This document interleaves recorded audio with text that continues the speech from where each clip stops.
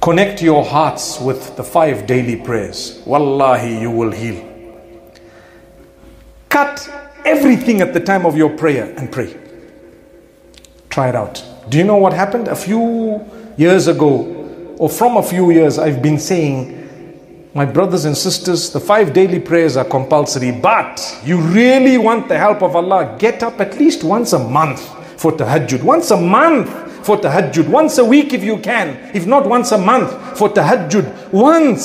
So many times it happens, we're awake at the time. It's okay. It's not a condition that you need to have slept before your tahajjud is acceptable. But if you've slept, you get up. If you haven't slept, you fulfill it once the time is in. No harm, no problem. However, my brothers, my sisters, try it out. Wallahi, it will change your life. So I got messages from more than one who've told me, you know, you suggested this.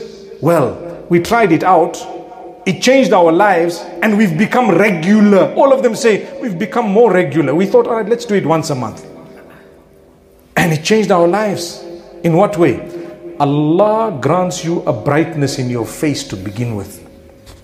A brightness. You know, the expression on your face says a lot about your condition.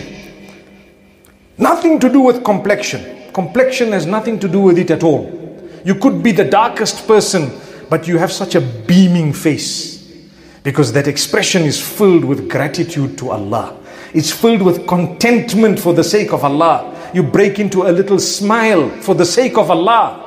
That's the happiness. Have a positive attitude. Many people, you meet them, there is positive energy beaming from them because they're just smiling. They're happy. They look at you, Salamu alaikum, how are you, etc., etc. MashaAllah, happy to see you. Oh, that was so positive. What happened? The world became a better place because of the positive energy.